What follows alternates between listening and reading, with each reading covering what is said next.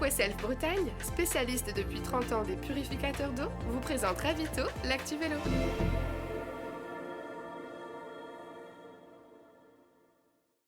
Passer au niveau au-dessus en tant que junior, au niveau mondial, voilà, j'aurais pas pensé ça, c'est vrai, il y a 3-4 ans, mais le cyclisme féminin se développe comme ça. C'est une façon différente de courir parce que quand on est dans une DN1 comme Côte d'Armor, on a quand même le poids de la course au départ, alors que quand on arrive dans une N3 qui de plus vient de se créer, le but c'est un peu d'exister, on va dire, de former des jeunes. Bienvenue dans Ravito, le rendez-vous vélo du Télégramme. Ravito, vous le savez, c'est tous les vendredis à 18h sur le télégramme.fr et sur la chaîne YouTube du Télégramme. Elle est la plus jeune professionnelle au monde. À seulement 18 ans, Éline Roussel porte cette saison les couleurs de la formation Saint-Michel-Aubert 93 et la benjamine du peloton ne fait aucun complexe puisqu'elle rêve déjà du Tour des Flandres et du Tour de France. Je pensais clairement pas passer professionnel à cet âge-là. On est plusieurs à passer au-dessus, donc ça fait plaisir de voir que le cyclisme breton chez les femmes se développe. Je suis Éline Roussel, j'ai 18 ans et je suis la plus jeune cycliste professionnelle du circuit mondial.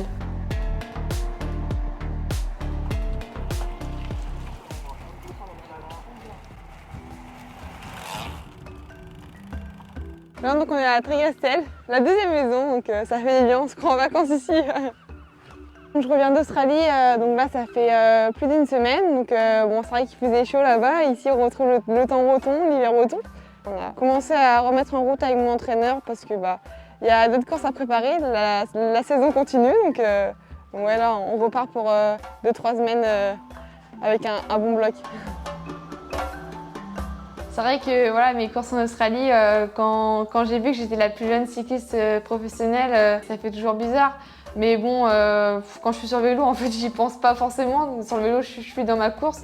J'ai pas encore le niveau des meilleures mondiales, mais le fait d'être jeune, voilà, c'est comme ça que je vais progresser et aller de l'avant.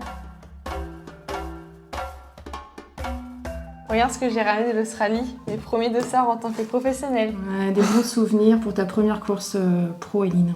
C'est bien.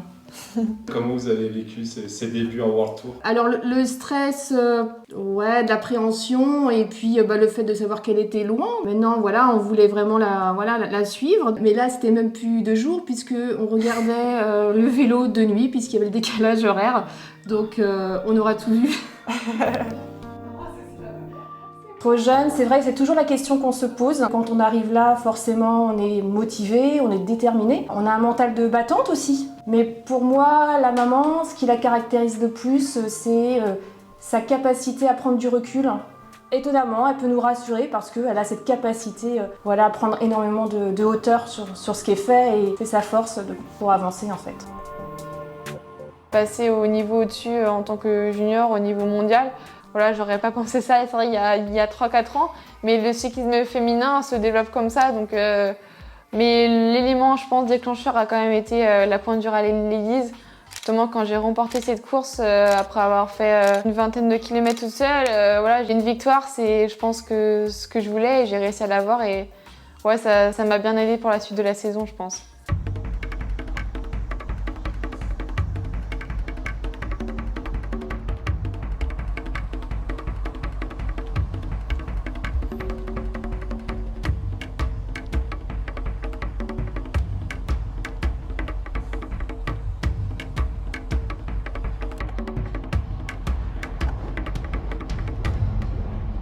Ah, ça fait mal, ça pique un peu quand même, mais ça va faire du bien pour la suite. Ça donne du rythme. Les premières semaines à 20h, elles ont fait un peu mal, mais voilà, les semaines à 20h, je ne faisais pas avant, donc forcément, je sens que ça va de mieux en mieux. Puis c'est vrai que voilà, les courses solo aussi pour me faire progresser, donc ouais, je sens que ça rentre. J'ai décidé de garder mon entraîneur Yann Lenormand. Il sait comment je suis, comment je fonctionne. Donc c'était important pour moi de le garder. On a une bonne complicité tous les deux. Assez professionnelle à cet âge-là, c'est sûr que ça va être compliqué. Je pense que pour le moment, elle s'adapte bien. Il faut voir à plus long terme comment physiquement elle peut faire aussi, si ça passe rapidement ou s'il lui faut 1 ou 2 années pour même un peu plus. Elle a toujours eu des capacités. Moi, je l'ai découverte sur la piste quand elle était plus jeune. Le fait qu'elle ait été blessée il y a 3-4 ans en sortant de cadette a fait que ça a freiné un petit peu finalement sa progression. Alors que depuis ses années juniors avec la Brest Ladies, elle a réussi à passer vraiment un cap. Mais je pense que c'est une vraie récompense par rapport au travail qu'elle a accompli ces dernières années, quoi. Donc j'ai des beaux souvenirs de ma première sélection avec le comité de Bretagne, donc au championnat de France à Grès, où je finis 2e. Donc ça a été des fortes émotions. Bon, voilà, je m'y attendais pas forcément, donc j'ai gardé ces photos. Après, voilà, mon deuxième meilleur souvenir, je pense, ça a été mon titre de championne de France, mon premier titre sur la piste, donc un magnifique souvenir aussi. Et puis voilà, après, voilà, mon retour avec ma famille, mon frère, on est complices tous les deux, on partage de bons moments, puis voilà. C'est sûr que ça a été très vite, voilà, j'aurais pas pensé que dès ma première sélection, le comité de Bretagne, je participe au championnat de France et je fasse 2e surtout. Faut saisir les opportunités, et puis c'est ce que j'ai pu faire, et ça remémore de bons souvenirs. C'est vrai que j'aimerais bien gagner en étant professionnelle. Voilà, j'ai participé au Tour de France aussi, puis j'aimerais bien, voilà, c'est un rêve, gagner le Tour des Flandres. Et on avait en stage équipe de France l'année dernière, on avait reconnu un peu le parcours et j'avais vraiment adoré tous les monts pavés. J'ai quelques objectifs comme ça, et donc voilà, je vais travailler pour, et puis dans quelques années, on verra ce que ça donne. Alors moi, j'ai signé là avec Saint-Michel pour 1 an. Donc c'est vrai que voilà, c'est ma première année professionnelle, j'ai signé que pour 1 an. C'est un risque, mais bon, je me dis voilà, tant que je fais mon boulot, tant que je fais ce que j'ai à faire, je m'entraîne comme il faut. Voilà, j'espère que l'équipe me fera confiance pour les années prochaines. Donc, puis ça me pousse aussi justement à bien travailler et à être sérieuse dans ce que je fais. Donc non, ça se passe bien. Hélène Roussel, je sais pas à quel âge elle va finir sa carrière. Mais j'espère qu'elle ira le plus loin possible, et puis je pense que tant que j'aurai la forme, je continuerai, quoi. On verra la suite.